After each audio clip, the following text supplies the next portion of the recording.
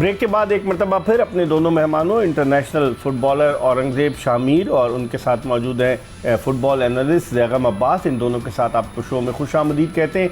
और ब्रेक पर जाने से कबल हम बात कर रहे थे कि जितनी कंट्रोवर्सीज़ इस वर्ल्ड कप में हुई हैं उतनी कभी हमने नहीं देखी, हालांकि हम काफ़ी अरसे से देख रहे हैं, लेकिन इसमें बहुत सारा, जिस तरह औरंगज़ेब कह रहे थे कि फ़ीफ़ा का भी रोल है कि मार्केटिंग पॉइंट ऑफ व्यू से, लेकिन एक और चीज़ जो फ़ीफ़ा पे बड़ी तनकीद हो रही है कि रेड कार्ड दिखाया गया अमेरिका के खिलाड़ी को और फिर बाद में सस्पेंड कर दिया गया। ऐसा कभी देखा है आपने? नहीं, ये तारीख में कभी भी नहीं हुआ है। अगर किसी खिलाड़ी को सस्पेंड किया गया है तो अगर वो रेड कार्ड की नौयत का फाउल था तो उसको नेक्स्ट मैच जो है ना वो सस्पेंशन का सामना करना पड़ा था। डोनाल्ड ट्रंप ने ज़ाती तौर पर रिक्वेस्ट करते हुए फीफा के सदर जियानी इन्फेंटिनो से रिक्वेस्ट की थी कि हमारे खिलाड़ी का जो रेड कार्ड हुआ उसको रिव्यू कर दो, हमारा अहम प्लेयर है वो 3 गोल स्कोर कर चुका है। तो इस तरह से किसी भी मुल्क का सरबराह कर सकता है। इसके बाद इंग्लैंड के कोच थॉमस तुशल ने स्टेटमेंट दिया था कि अभी मेरा जो डिफेंडर है वो भी रेड कार्ड हुआ, उसका भी रिव्यू ले ले।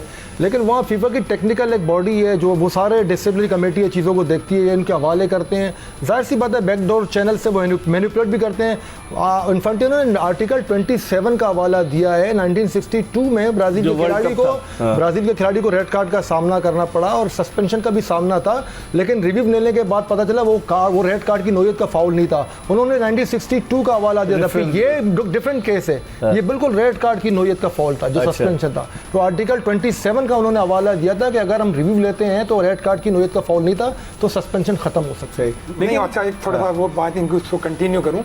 सबसे बड़ी जो कंट्रोवर्सी क्रिएट हुई है वो उस वजह से हुई कि जो व्हाइट हाउस से जो वो डिसीजन हुआ, मतलब फीफा की हाउस से जो चला गया, उसकी वजह से वो और ज्यादा मुतनाज़ हो गया। अगर यूएसए फुटबॉल एसोसिएशन खुद कुछ करती फेडरेशन उनकी, तो समझ में आता है, समझ में उन्होंने अपील की है। हाँ, और फिर दूसरी ये कि फीफा की जो अपनी टेक्निकली कमेटी थी उसके अपने बायलॉज थे, तो उसको अगर वो अनाउंस करते तो बहुत ज़्यादा बेहतर होता है, इतना कंट्रोवर्सी नहीं होती क्रिएट।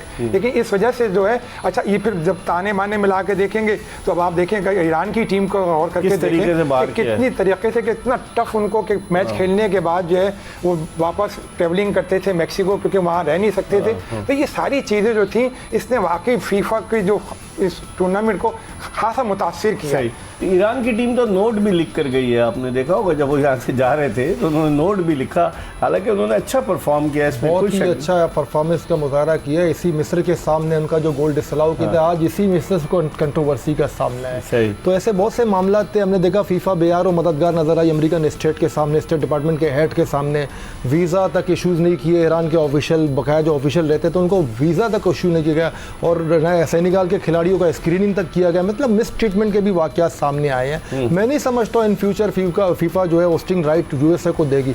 बहरहाल मार्केटिंग की जहाँ तक ये बात है, सबसे महंगा टिकट यूएसए के वर्ल्ड कप में भी तो उसमें आप हो सकता है कि फीफा मार्केटिंग के हवाले से उन ममालिक को वर्ल्ड कप की होस्टिंग के राइट देखो, क्योंकि फीफा रेवेन्यू जनरेट करना चाहती है, और उन सारा जो सारा जो रेवेन्यू होता है वो हम जैसे third world countries, African countries में डिस्ट्रीब्यूट करती है, ताकि हमारे जब डिस्ट्रीब्यूट करते हैं हम तो खा जाते हैं गोल्ड इसमें तो डॉलर्स। आप मुझे बताइए ना, तो फिर ऐसे रेवेन्यू को डिस्ट्रीब्यूट करने के 1.25 बिलियन पाकिस्तान को सालाना मिलते हैं, $1 million Pakistan FIFA forward development program जो है, $12 लाख तकरीबन इतने होते हैं सालाना मिलता है, ताकि आप अपने जो है ना फुटबॉल को प्रमोट करें और डोमेस्टिक लीग को स्ट्रॉन्ग करें। तो हमारे तो ओहदेदारान अपने आप को प्रमोट कर, ये तो आप उन ओहदेदारों को, सर मेरी तो पर्सनली जाती रिक्वेस्ट है, मिर्जा इकबाल साहब आपका बहुत बड़ा शो है, आपका बहुत बड़ा प्रोग्राम है, पूरी दुनिया में देखा जाता है। पाकिस्तानी डायस्पोरा था, मोहसिन गिलानी साहब बहुत ही अच्छे पढ़े लिखे हैं, मैं समझता हूँ उनका देखें अब तक मैं उन पर वो एफसी में काम भी कर चुके हैं, अब तक उनके कोई ऐसे वाकयात सामने। माजी में अरुण मलिक था, वो हम आप उसको डिस्कस करें, लेकिन उसका दस्ते-राज शाहिद खोकर अभी चीफ ऑपरेटिंग ऑफिसर हैं, वो आपके अच्छे दोस्त भी हैं। अभी इलेक्शन, अभी होटल में इस्लामाबाद में कहा इलेक्शन, किसी के दोस्त नहीं, ओहदे के दोस्त हैं अपने, ये भी बता दो। मैं जानता हूँ ना इनको। अच्छा, लेकिन हम दोबारा इसकी तरफ आते हैं। अब आप क्या देखते हैं, जो जिस तरह से मैंने कहा कि 6 टीमें जो है वो यूरोप की हैं, 2 टीमें, एक साउथ अमेरिकन टीम है और एक अफ्रीकन टीम है। ओवरऑल आप समझते हैं इंग्लैंड के चांसेस क्या देखें इंग्लैंड के बारे में कहते हैं कि it's time to come home,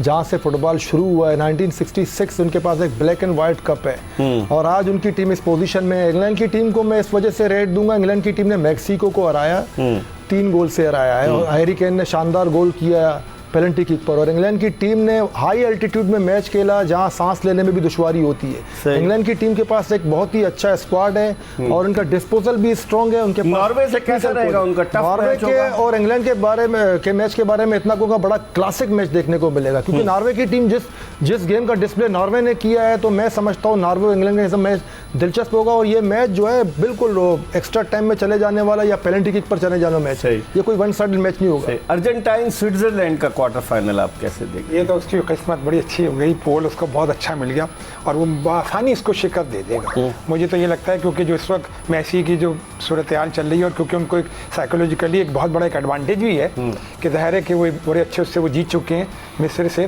तो मैं समझता हूँ कि स्विट्जरलैंड की टीम उनके बहुत आसानी से जो है ना वो मैच जीत देंगे, ये अपने अर्जेंटीना, क्योंकि पोल इतना अच्छा उनका पड़ गया। सब स्पेन की टीम का मैच जो पुर्तगाल के सामने हुआ, देखें हर टीम का एक स्ट्रेंथ है ना, स्ट्रेंथ होता है, क्वालिटी होता है और टेक्निकलिटीज होता है, वो पता चल जाता है कि इस टीम का वेट कितना है।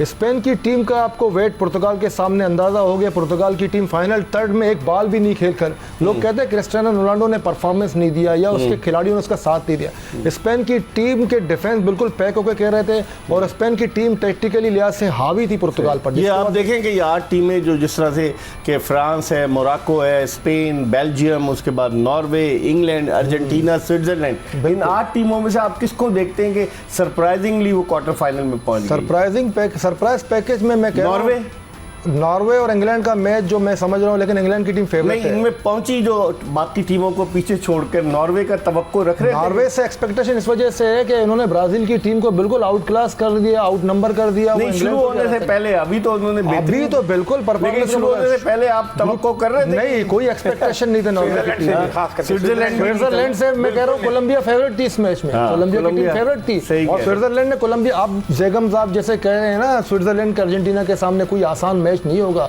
मिस्र की टीम भी अंडरडॉग थी, लीग के 2 मैचेस उन्होंने ड्रा खेले हैं, 2 मैचेस ड्रा खेले हैं। तो आप अर्जेंटीना के सामने स्विट्जरलैंड को भी आसान मत समझे, काफी अच्छे मैचेस होंगे। क्वार्टर फाइनल मैच मुख्तलिफ होते हैं, बिल्कुल जान मारते हैं सारे, जान मारते हैं, लेकिन यहाँ वही बात आ जाती है जो ना कैरेक्टर भी मैटर करता है। उनके पास वो कैरेक्टर इतने नहीं, अर्जेंटीना के पास कैरेक्टर है।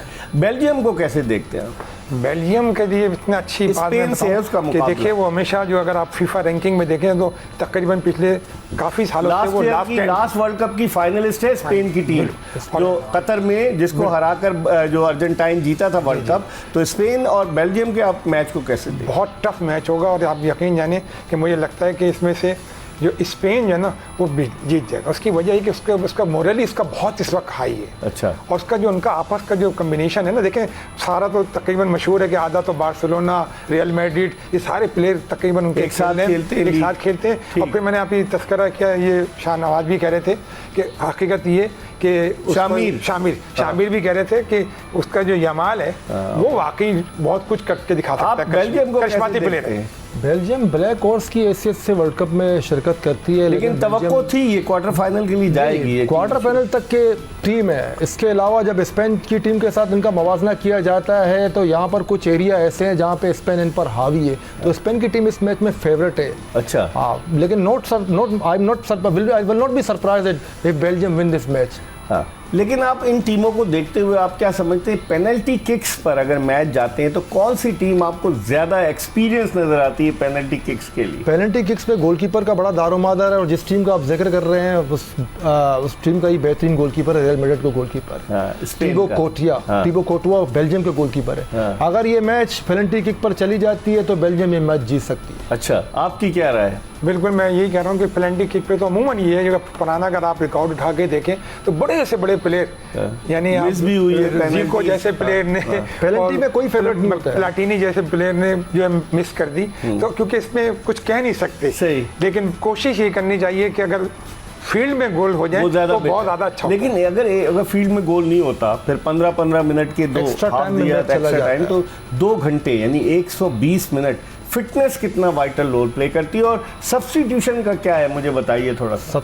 5 सब्स्टिट्यूट होते हैं और 3 अटेम्प्ट होते हैं। इसमें 3 अटेम्प्ट में आप 5 प्लेयर सब्स्टिट्यूट करते हैं। आपने देखा वो शुरू के स्पेल में मराकश के जो प्लेयर है वो निकल गए और पुर्तगाल की टीम के कमज़ोर पड़ने की वजह सबसे क्या उनके लेफ्ट बैक जो लामिन यमाल के साइड से खेल रहे थे, आपको पता है वो वहाँ से खींच के ले जा रहा था बाल उसको, और वो उसको रोके रखता था और वो बच्चा जो लड़का इंग्लैंड वो इंजर्ड हो गया। उसके बाद लामिन यमाल सेकंड हाफ में काफ़ी इफेक्टिव था। मेसी के गिर्द भी 3 उन्होंने लगाए हुए थे, इस तरह से रोनाल्डो को भी उन्होंने बाकायदा लियोनेल मेसी एक प्लेमेकर की हैसियत से खेल रहे हैं और बड़े वो कहते हैं शार्प माइंडेड होते हैं। रोनाल्डो बिल्कुल एक ही जगह पे स्ट्राइकर की पोजीशन पे खेलते हैं।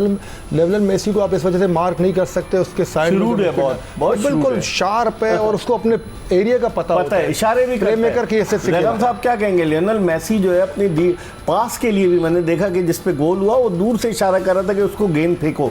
तो इस एक तजुर्बाकार खिलाड़ी का होना और उसकी शार्पनेस जो है वो टीम के लिए कितनी फ़ायदेमंद है। ये बिल्कुल सही है, लेकिन मुझे दुख और अफसोस जो सारी ज़िंदगी रहेगा वो वाकई मिस्र का ये रहेगा कि अगर इसकी इस्तेलाह में फ़ुटबॉल की आप देखें कि 14 मिनट में बताओ 3 गोल हो गए। एक सबसे बड़ा एडवांटेज ये मिल गया, फौरन हाइड्रेशन ब्रेक भी मिल गया। लेकिन तो मेसी का क्या आप कहेंगे? मेसी का मैं कह रहा हूँ मिस्र की तरफ चलेगा। नहीं, मैं इसलिए कह रहा हूँ कि मेसी ने मतलब वहाँ भी करिश्माती वो दिखा दिया, तो उसमें कोई शक नहीं। हाँ, और वाकई के मतलब इतने बड़े कमबैक करना और न सिर्फ बराबर करना बल्कि एक और जीत जाना, तो ये बहुत बड़ी बात है। तो अभी आप सही कह रहे हैं कि वो सब कुछ कर सकता है।